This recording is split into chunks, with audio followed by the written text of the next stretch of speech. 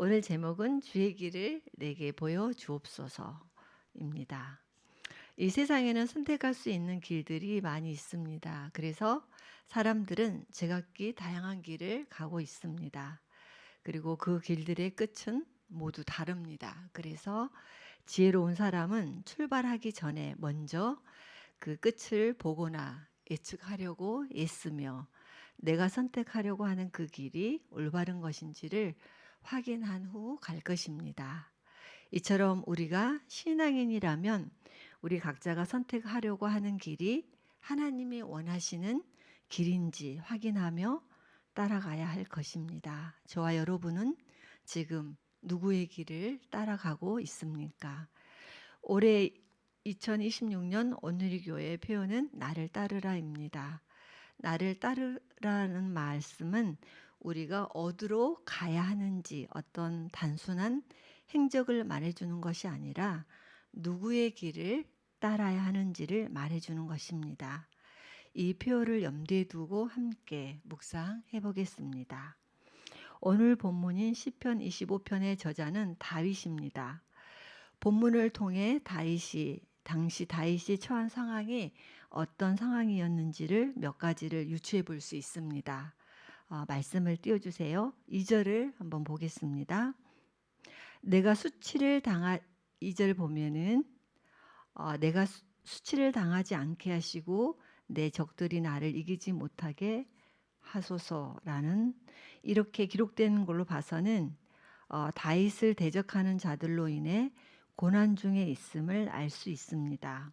오늘 본문에 이어 기록된 17절에서 19절까지도 제가 한번 읽어보겠습니다. 내 마음의 근심이 갈수록 더하니 나를 이 괴로움에서 끌어내 주소서. 내 괴로움과 고통을 보시고 내 모든 죄를 용서해 주소서. 내 적들이 얼마나 많이 늘어났는지 그들이 얼마나 나를 미워하는지 보소서. 이런 구절들을 보면 다윗은 확실히 고통과 고난 중에 있었음을 알 수 있었습니다. 또 4절을 한번 보겠습니다. 오 여호와여 주의 길을 내게 보여주소서. 주의 길을 내게 가르쳐 주소서. 공동 번역으로도 제가 한번 읽어보겠습니다. 야훼여 당신의 길을 가르쳐 주시고 어떻게 살아야 할지 가르쳐 주소서. 이 말씀은 인생의 갈림길에서 난 도저히 알 수 없으니 내가 가야 할 길을 제발 좀 보여주세요라고 호소합니다. 다음으로 7절을 보면 어릴 적에 지었던 죄들과 내 범죄를 기억하지 마소서라고 시편 기자는 호소하고 있습니다.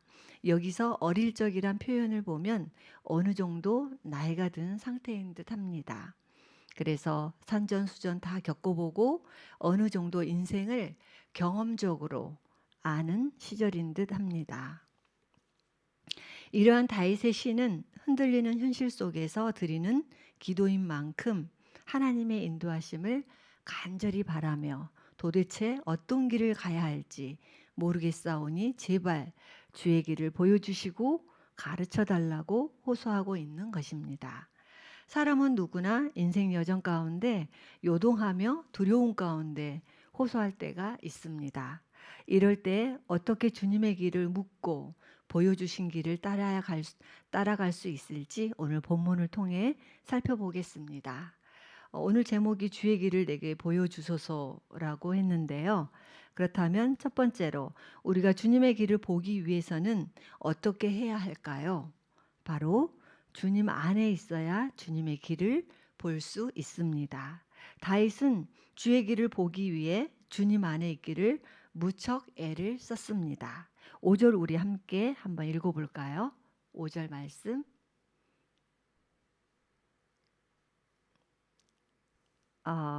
제가 읽어드리겠습니다. 주의 진리로 나를 인도해 주시고 가르쳐 주소서. 주는 나를 구원하실 하나님이십니다. 내가 하루 종일 주만 바라봅니다. 네, 여기서 주를 바라본다는 것은 오직 구원자는 하나님이심을 고백하는 것입니다. 그 하나님을 하루 종일 바라보았다고 합니다. 길이 보이지 않을 때에는 더더욱 주님 안에 있어야 합니다. 그래야 길이 보입니다. 주님 안에서 회고하고 주님 안에서 묵상하며 주님 음성에 귀 기울이며 잠잠히 주님을 기다리는 시간이 필요합니다.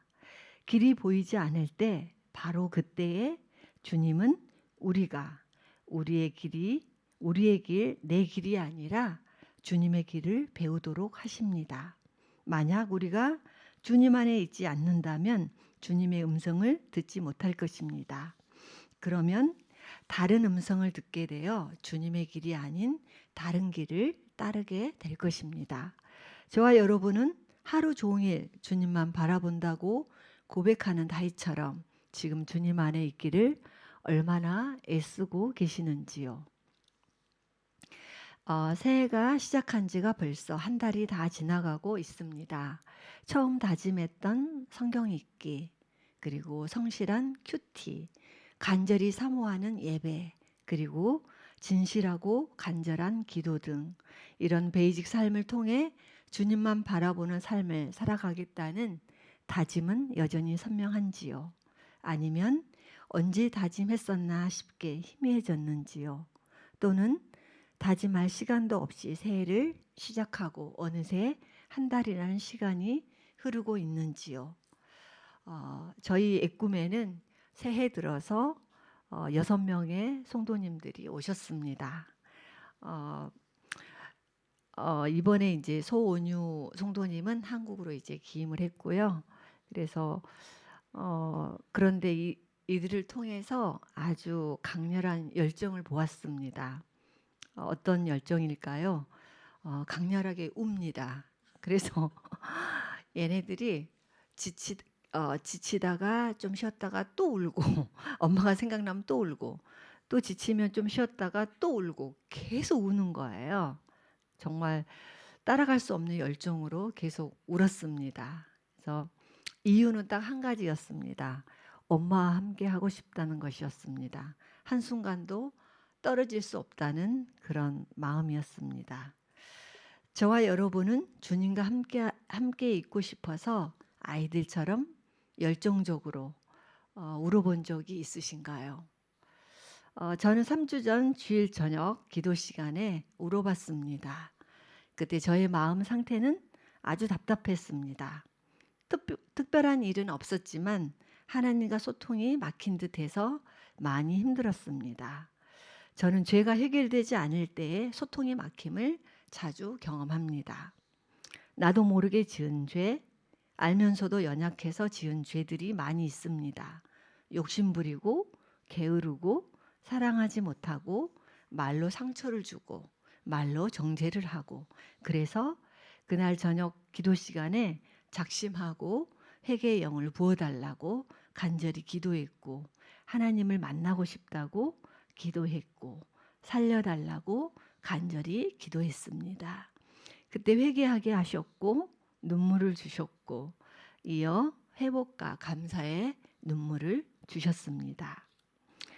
주님의 길은 나 스스로 찾지 못합니다. 그리고 나 스스로 갈 수도 없습니다. 애꾸미들이 엄마가 없으면 안 된다는 각오로 오열을 하듯이 우리가 온종일 주님만 바라볼 때에 주님의 길을 볼 수 있고 따를 수 있습니다. 주님을 바라볼 수 있는 그 힘조차도 사실은 우리에게는 없습니다. 오직 주님께서 주시는 힘과 은혜로만 할 수 있습니다. 우리 사진 하나 올려주실 수 있어요? 네. 이게 제가 나엘이가 너무 울어서 제가 안아줬거든요. 그랬더니 앉지 말고 업어발을 해달래요. 그래서 제가 업어줬거든요. 그랬더니 안도의 한숨을 이렇게 내쉬더니 이제 울음을 그치더라고요. 그래서 제가 보여드렸는데요. 바로 주님의 길은 이처럼 우리가 주님 등에 업혀서 주님 은혜로 가는 길이지 내가 갈 수 있는 길은 아닙니다. 그래서 주님을 바라보는 시간이 절대적으로 필요합니다. 절대적인 시간의 양은 습관에서 나옵니다. 그래서 습관적으로 주님을 바라본 사람은 아주 성령 충만한 사람들입니다. 주님의 길을 따를 수 있는 사람도 성령 충만한 사람들입니다. 처음에는 힘이 들어도 주님을 바라보는 습관을 계속해서 연습해가는 우리 모두가 되기를 원합니다. 우리 모두 주님 등에 업힌 채 주님이 주신 길을 완주하는 성령 충만한 삶이 되기를 축복합니다. 두 번째로 하나님을 의지할 때에 길을 보여주십니다. 같이 한번 읽어볼까요? 4절 말씀. 4절 말씀 같이 읽어보겠습니다. 시작. 오 여호와여 주의 길을 내게 보여주소서. 주의 길을 내게 가르쳐 주소서. 네, 4절 말씀 계속 띄워주세요. 여기서 주의 길을 보여달라고 했는데 그 길이란 단순한 행로가 아니라 삶의 방식, 즉 어떻게 살아야 할지를 보여달라는 것입니다. 여기서 보이시고에 해당하는 이 단어의 원 의미는 알다, 이해하다, 분별하다라는 뜻입니다. 이는 단지 어떤 사실이나 사건을 지식적으로 인식하고 이해하는 것을 말하는 것이 아니라 생생한 경험, 구체적인 체험을 통하여 그 본질을 이해하는 것을 의미합니다. 즉, 구체적인 경험을 통하여 알게 해달라고 강구하고 있는 것입니다. 또한 가르치소서에 해당하는 단어의 원 의미는 단련하다, 연마하다라는 뜻과 함께 때리다, 벌하다라는 의미도 포함되어 있습니다. 따라서 본문의 표현 속에는 징계나 훈련, 연단의 방식을 통해서라도 하나님의 의로우신 섭리를 깨달아 알고 이에 충실하게 따라가게 해달라는 뜻이 담겨져 있습니다. 어떤 사람이 초행길에 누군가에게 길을 물었을 때 그 사람이 그냥 그 자리에 서서 손으로 방향만 가르쳐주는 경우가 있습니다. 그러면 방향 감각이 없는 사람은 조금 가다가 다시 물어보게 됩니다.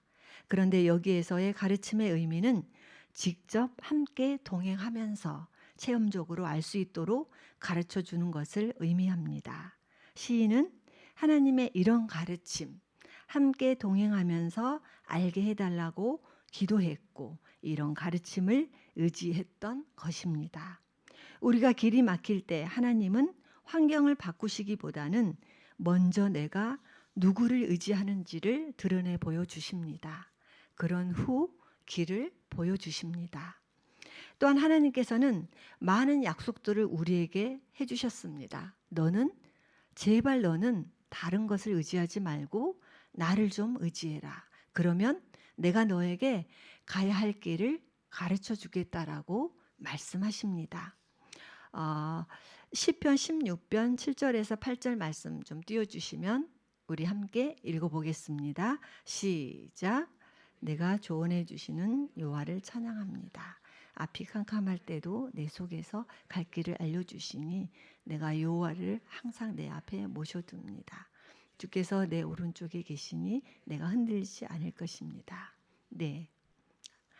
다윗이 캄캄할 때도 내 속에서 갈 길을 알려주셨다라고 고백을 할 수 있었던 것은 다름 아닌 하나님을 항상 자신 앞에 모시고 의지하는 삶을 살았기 때문입니다.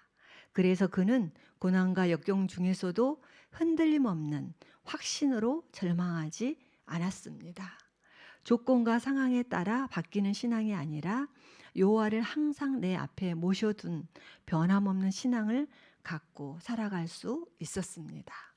저와 여러분도 앞이 캄캄할 때도 내 속에서 갈 길을 알려주시는 하나님을 항상 모시고 살아감으로 흔들리지 않는 발걸음이 되기를 소망합니다. 세 번째로 약속을 신뢰하며 기다릴 때에 길이 보입니다. 앞길이 보이지 않을 때 우리는 두려움을 느낍니다. 염려와 걱정에 사로잡힙니다. 그러나 내 눈에는 보이지 않아도 내 인생 전체를 보실 수 있는 분이 계십니다. 그분이 바로 우리 하나님이십니다. 우리가 그 하나님께서 주신 약속을 믿고 기다릴 때에 우리에게 길을 보여주십니다. 하나님의 인도하심을 신뢰하며 따라갈 때에 우리는 끝까지 갈 수 있습니다. 하나님께서 보여주셨던 길을 믿음으로 완주했던 몇 사람을 소개합니다. 첫 번째로 아브라함입니다. 하나님께서는 아브라함을 부르셨습니다. 그리고 그에게 너는 너의 본토 친척 아비 집을 떠나 내가 내게 보여줄 땅으로 가라고 명령하셨습니다. 내가 가나안을 너희 후손에게 주겠다. 하늘의 별처럼 많은 자손을 주겠다. 너를 통해 모든 민족이 복을 받게 하겠다라는 약속을 가지고 갈 바를 모르고 떠났습니다. 아브라함은 가야 할 길과 때를 온전히 하나님께 맡기고 길을 갔으며 또한 굉장히 오랜 시간을 인내하며 기다린 후에야 하나님께서 가라고 명하신 그 길을 완주할 수 있었고 놀라운 믿음의 조상이 되었습니다. 두 번째로는 모세입니다. 모세는 이스라엘 백성을 이집트에서 구출해 내라는 하나님의 부르심을 받았습니다. 그때 그는 자신이 부족하다고 느꼈습니다. 그래서 그는 내가 무슨 자격으로 바로에게 나가겠습니까? 라고 거절했습니다. 하나님은 모세에게 다시 말씀하십니다. 내가 너와 함께 하겠다.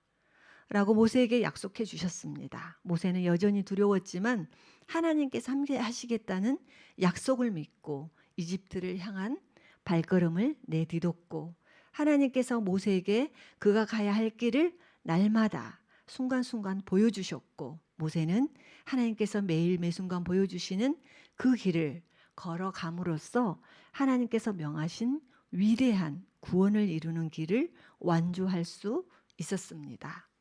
마지막으로 요셉을 보겠습니다. 어린 요셉은 파란만장한 청년의 시절을 보냈습니다.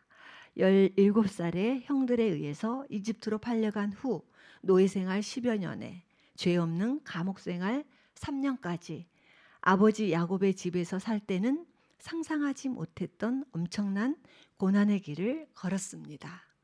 요셉이 청년으로 성장해 가는 이 기간 중에는 하나님이 안 계시는 것 같았고 그의 인생은 감당할 수 없는 삶처럼 보였습니다. 그러나 요셉은 십수년의 세월을 기다렸고 마침내 당대의 세계 최대 강국인 애굽의 총리가 되었습니다. 그는 굶어 죽을 이집트 사람들과 팔레스타인 사람들을 살려내는 가슴 벅찬 일들을 해냈고 자신을 팔아넘긴 형들과 그의 가족들을 구했습니다. 요셉의 인생에는 엄청난 갈등과 아픔이 있었지만 모든 것을 하나님의 시간에 맡기고 기다렸을 때에 하나님께서 계획하신 길을 완주할 수 있었습니다. 요셉의 고백을 들어보겠습니다. 형님들은 저를 해치려고 악을 꾀했지만 하나님은 지금 보시는 것처럼 그것을 선하게 바꾸셔서 오늘날 많은 사람들의 생명을 구하셨습니다. 하나님이 큰 구원으로 당신들의 생명을 보존하고 당신들의 후손을 세상에 두시려고 나를 당신들보다 먼저 보내셨나니 그런즉 나를 이리로 보낸 이는 당신들이 아니요 하나님이시라. 하나님이 나를 바로에게 아버지로 삼으시고 그 온 집의 주로 삼으시며 애굽 온 땅의 통치자로 삼으셨나이다. 하나님께서 인도하셨던 길임을 고백하는 요셉처럼 저와 여러분의 앞길도 마찬가지입니다. 하나님은 우리를 잊어버리셨기 때문에 기다리라고 하신 것이 아니라 우리에게 더 좋은 길을 보여주시려고 기다리라고 하십니다. 그래서 하나님 안에서의 기다림은 믿음과 기대가 가득 찬 기다림이 되는 것입니다.